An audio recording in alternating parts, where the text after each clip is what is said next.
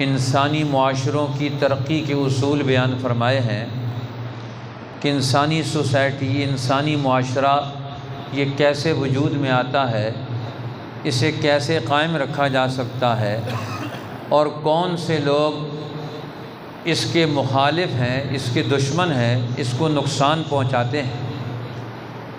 تو ان میں سے اللہ تعالیٰ نے فرمایا کہ منافقین جو دین کے اصولوں کو نہیں مانتے اور یہ انسانی معاہدات کی پاسداری نہیں کرتے، یہ تباہی اور بربادی کی طرف لے کر جاتے ہیں معاشروں کو۔ اس لیے منافقین کا حال قرآن حکیم نے بیان کیا، مسلمانوں کو توجہ دلائی، فما لکم فی المنافقین فئتین واللہ ارکسہم بما کسبوا۔ تمہیں کیا ہو گیا کہ تمہاری رائے معاشرے کو تباہ کرنے والے، حق اور انصاف کے اصولوں کو پامال کرنے والے لوگوں کے بارے میں دو حصوں میں تقسیم ہو گئی۔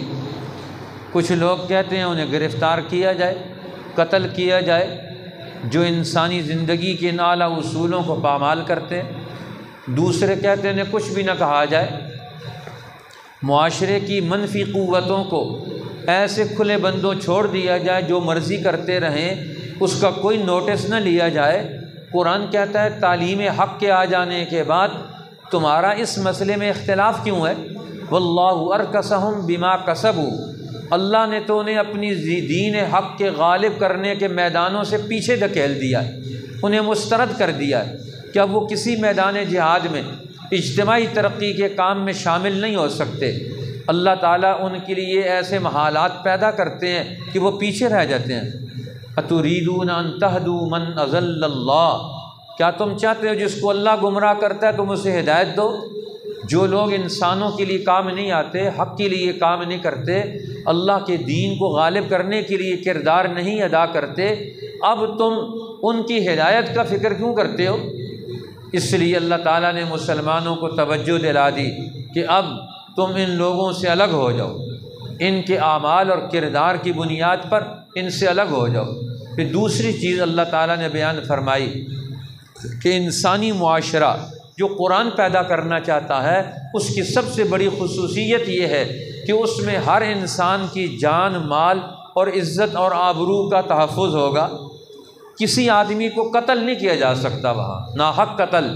اسلام کے معاشرے میں، قرآن کے پیدا کیے ہوئے معاشرے میں، قرآن کے ماننے والے لوگوں میں کوئی آدمی ناحق قتل ہو جائے، ایسا ممکن نہیں ہے۔ ما کان لمؤمن ان یقتل مؤمنا الا خطأ، کسی مومن کے لیے جائز نہیں کہ کسی مومن کو ناحق قتل کرے۔ ہاں خطأ ہو سکتا ہے کہ اس کے مارنے کا ارادہ نہیں ہے، اس کا عزم نہیں ہے اس کو قتل کرنے کا، ویسے اچانک وہ اس کے ہاتھوں سے قتل ہو گیا، تیر شکار کو مار رہا تھا اور لگ گیا جا کر کسی انسان کو، وہ شکار کر رہا تھا، راستے میں اچانک تیر پھینکا تو ایک آدمی گزرا، اس کو لگ گیا، اب یہ قتل خطا ہے۔ فرمایا مومن کسی مومن کو جان بوجھ کر ارادہ کر کے قتل نہیں کر سکتا، اور انسانی معاشروں میں قتل نہیں ہو سکتا۔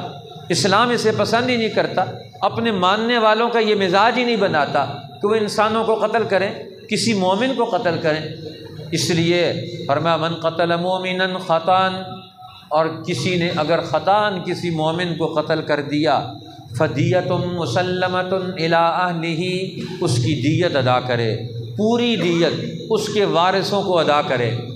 ایک تو دیت ادا کرے گا اور دوسرے 2 مہینے کے روزے رکھے گا، 2 مہینے کے روزے رکھے گا۔ اب یہاں تیسری بات اللہ تعالیٰ فرماتے ہیں فتحریر رقبۃ مؤمنہ، ایک مسلمان کی گردن بھی آزاد کرے گا۔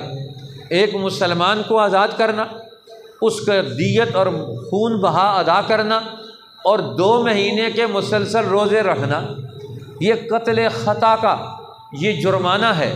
اب ایک مسلمان وہ مال بھی ادا کرے گا، ایک مسلمان کو بھی آزاد کرے گا، ایک مومن غلام اس کو آزاد بھی کرے گا، اور دوسری طرف فرمایا فمن لم یجد فصیام شہرین متتابعین توبۃ من اللہ، اگر ایسے حالات بن گئے اس کے پاس یہ نہیں ہے تو پھر 2 مہینے کے مسلسل روزے رکھے۔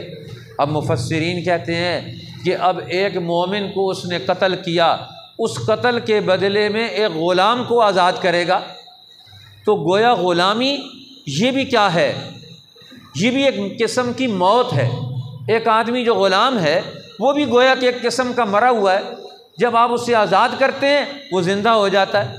پہلے تو یہ ہوتا تھا کہ ایک فرد غلام ہوتا ہے، یہ جب سے مسلمانوں کا حکمرانی کا دور ختم ہوا پوری دنیا سے، اب دنیا کی قوم غلام ہوگی۔ انگریز یہاں آئے، پوری ہندوستانی قوم کو انہوں نے غلام بنا لیا۔ ایسٹ انڈیا کمپنی نے یہاں کے لوگوں کو لڑایا اور لڑا کر یہاں کی ساری چیزوں پر انہوں نے قبضہ کر لیا، اور قبضہ کرنے کے بعد 1857 کی جنگ آزادی کے بعد برطانوی حکومت کو 40 لاکھ پاؤنڈ میں پورا ہندوستان انہیں بیچ دیا۔ یہاں کے مسلمان، یہاں کے ہندو، یہاں کے سکھ، یہاں کے دریا، یہاں کے پہاڑ، یہاں کے کھیت، یہاں کے کھلیان، یہاں کی سب چیزیں ایسٹ انڈیا کمپنی نے 40 لاکھ پاؤنڈ میں ہندوستان کا یہ پورا نظام، یہاں کے سارے لوگ، یہاں کے مولوی پیر، یہاں کے جج گورنر، یہاں کے سب لوگوں کو انہوں نے بیچ دیا۔ 40 لاکھ پاؤنڈ انہوں نے قیمت لگائی اور برطانیہ نے اس پر قبضہ کر لیا۔ اب یہ برطانیہ کا صوبہ قرار پایا ہندوستان، پوری قوم یہاں کی غلام ہو گئی۔ جب کوئی قوم غلام ہوتی ہے تو سمجھ جاؤ کہ وہ مر گئی۔ یہ موت اور غلامی دونوں قرآن کہتا ہے ایک جیسی ہے، اس لیے جس کو تم آزاد کرنا چاہتے ہو، اس کا مطلب یہ ہے کہ تم نے اس کو مار دیا تھا، اس کی موت کا، ایک مسلمان کی موت کا بدلہ کیا ہے؟ ایک مومن گردن کو، غلام کو آزاد کرنا۔ فتحریر رقبۃ مؤمنۃ، آزادی دلانا ہے ایک مسلمان غلام کو، آزادی دلانا، یہ اس مسلمان کے قتل کا، خون بہا کا ایک بدلہ ہوگا۔ اب قرآن حکیم نے انسانی زندگی کی قدر و قیمت کا تعین کیا ہے کہ اس کو مارا نہیں جا سکتا۔ قرآن تو اس کی حفاظت کے لیے آیا ہے، قرآن تو انسانوں کی ترقی کے لیے آیا ہے، ان کے جان مال عزت آبرو، ان کے دین ایمان، ان کی عقل و شعور اور ان کے ارادوں کو تحفظ دینے کے لیے آیا ہے، ان میں نکھار پیدا کرنے کے لیے آیا ہے۔ لہٰذا اب کوئی آدمی اگر جان بوجھ کر کسی مسلمان کو قتل کرے گا، اس کی سزا پھر الگ بیان فرمائی، وَمَن يَقْتُلْ مُؤْمِنًا مُتَعَمِّدًا، جو کسی مسلمان کو جان بوجھ کر قتل کرے، فَجَزَاؤُهُ جَهَنَّمُ، اس کی جزا جہنم ہے، ایک سزا، خالدین فیہا، اس میں ہمیشہ رہے گا۔ دوسری سزا، غضب اللہ علیہ، اللہ کا غصہ ہوا اس پر، غضب نازل ہوا اس پر۔ تیسری سزا، چوتھی سزا ہے وَلَعَنَهُ، اللہ کی لعنت و پھٹکار ہے اس پر جس نے کسی انسان کو جان بوجھ کر قتل کیا۔ وَأَعَدَّ لَهُ عَذَابًا عَظِيمًا، پانچویں سزا یہ ہے اللہ نے اس کے لیے بڑا عذاب تیار کر کے رکھا ہوا ہے۔ اب دیکھیں 5 سزائیں قرآن کسی ناحق آدمی کو، کسی مسلمان کو جان بوجھ کر قتل کرنے والے کی یہ 5 سزائیں مقرر کرتا ہے۔ اب اس سے بڑھ کر اور کیا ہو سکتا ہے؟ قرآن حکیم انسانیت کا سب سے بڑا محافظ بن کر آیا۔ انسانی معاشروں میں انسان کی حفاظت کا سب سے بڑا پروگرام قرآن حکیم اور انبیاء علیہ السلام دیتے ہیں۔ انسانی معاشروں کو کیسے ترقی دینی ہے؟ وہ انسانوں کی حفاظت کر کے۔ آپ بلڈنگیں بنا لیں، انسان کی جان محفوظ نہیں، موٹر وے بنا لیں، انسان کی جان محفوظ نہیں، آپ بڑے بڑے ادارے بنا لیں لیکن انسان کی جان محفوظ نہیں۔ قرآن کہتا ہے یہ جہنم کا معاشرہ ہے، یہ انسانی معاشرہ نہیں ہے۔ انسانی معاشرہ وہ ہوگا جس میں انسان کو عزت اور ترقی ملے، انسان کو حفاظت ملے۔ پھر قرآن حکیم نے ایک اور اصول بیان فرمایا، یا ایھا الذین آمنوا اذا ضربتم فی سبیل اللہ، اے ایمان والو جب تم زمین میں چلتے پھرتے ہو، ملکوں میں چلتے پھرتے ہو اور اللہ کی راہ میں جاتے ہو، تو اس وقت تمہارا مقابلہ ہوتا ہے دشمنوں کا، اور تم نے ان دشمنوں کو جو انسانیت کے دشمن ہیں انہیں قتل کرنا ہے، جو انسانوں کے لیے مسائل پیدا کرتے ہیں۔ فتبینوا، فرمایا عمل کرنے سے پہلے، قدم اٹھانے سے پہلے تحقیق کرو۔ ولا تقولوا لمن القى اليكم السلام لست مؤمنا، اور فرمایا جو تمہیں السلام کہے، السلام علیکم کہے یا اسلام کا اعلان کرے تو تم اسے مت قتل کرو۔ تبتغون عرض الحیات الدنیا، دنیا کا سامان چاہتے ہو۔ حدیث سے پاک میں آتا ہے ایک رسول اللہ نے مہم بھیجی اور وہاں ایک آدمی، سب لوگ تو بھاگ گئے، ایک آدمی اس کا ریوڑ بھی تھا، مال و دولت بھی تھا۔ جب یہ مسلمان اچانک اس کے پاس پہنچے، وہ تھا تو مسلمان اس نے کلمہ پڑھ لیا سب کے سامنے اونچی آواز سے۔ اب کلمہ پڑھا تو اس لشکر کے امیر نے سمجھا کہ یہ جان بچانے کے لیے، مال بچانے کے لیے کلمہ پڑھ رہا ہے، لہٰذا انہوں نے اس کو قتل کیا اور اس کے مال کو قبضہ کر لیا۔ اب یہ آ کر رسول اللہ کو واقعہ سنایا، قرآن کی یہ آیات اتر گئیں۔ اللہ کے پیغمبر نے فرمایا، اے اللہ میں اس کے اس عمل سے بری، اے اللہ میں اس کے اس عمل سے بری، جو کلمہ پڑھ رہا تھا اور تو نے اسے قتل کر لیا۔ پھر رسول اللہ نے اتنی دفعہ اسے فرمایا، اللہ شققت قلبہ، کیا تو نے اس کا دل چیر کر دیکھ لیا تھا کہ وہ اندر سے نہیں پڑھ رہا تھا، اوپر سے پڑھ رہا تھا؟ اللہ شققت قلبہ، تو نے اس کے دل کو چیر کر اندر سے کیوں نہیں دیکھ لیا؟ وہ قیامت کے دن آئے گا کلمہ پڑھتا ہوا اور اس کلمہ پڑھنے والے کو تو نے قتل کر دیا، تو کیا جواب دیا جائے گا؟ ایک کلمہ پڑھنے والے کو قتل کر دیا جائے، اس کا جواب کون دے گا؟ اللہ کی بارگاہ میں اس کا جواب کون دے گا؟ آج ہمارے یہاں روزانہ کتنے قتل ہوتے ہیں؟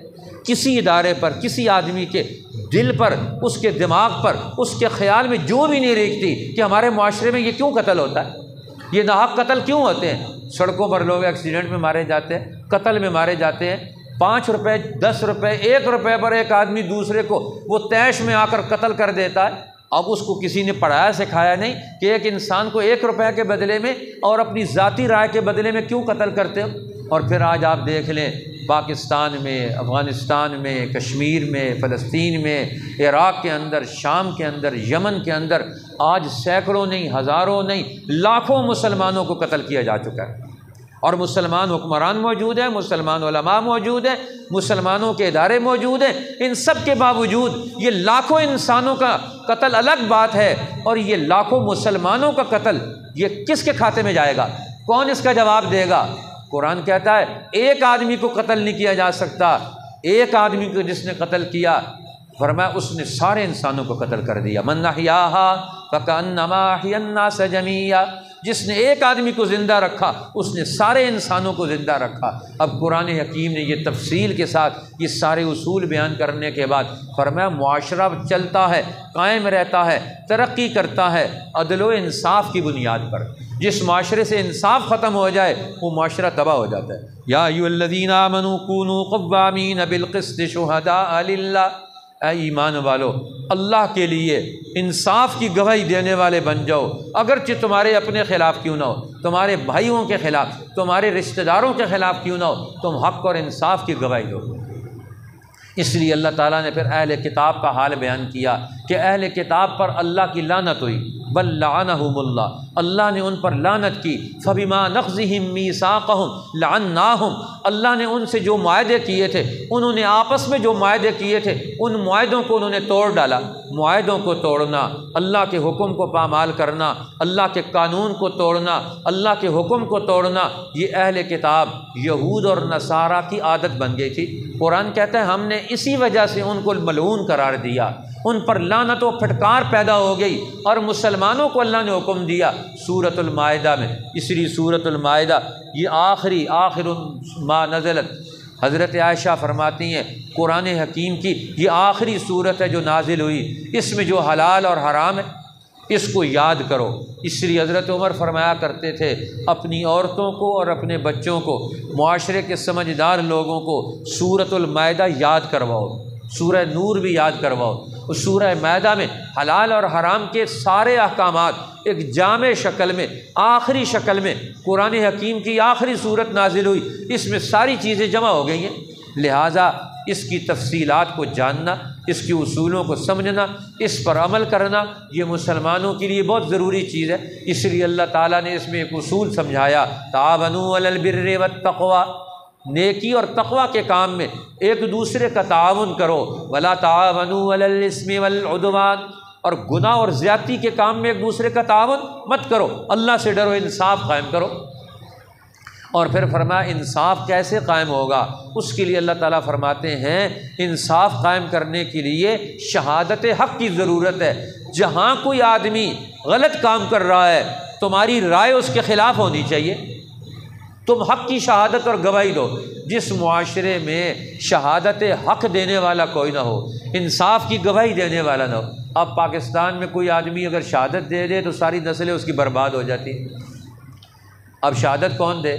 حق بات دیکھ کر، سامنے قتل ہوتا ہوا دیکھ کر لوگ کہتے ہیں جی ہم نے نہیں دیکھا، وہ جان چھڑاتے ہیں، کہتے ہیں ہم نے نہیں دیکھا۔ اگر یہاں فیصلہ نہیں ہوتا، کیونکہ انہیں پتہ ہے کہ یہاں کی عدالتوں میں فیصلہ چلے گا، اس 10 سال 20 سال مقدمہ چلے گا، اور 20 سال ہم اپنے کام چھوڑ چھاڑ کے یہاں کیسے آئیں گے؟ اور ادھر قرآن کہتا ہے جس نے شہادت حق کو چھپایا اس نے جرم کیا۔ کونوا قوامین للہ شہداء بالقسط، تم اللہ کے لیے انصاف کی گواہی دینے والے بن جاؤ، انصاف کے ساتھ کھڑے ہو جاؤ، حق کے ساتھ کھڑے ہو جاؤ۔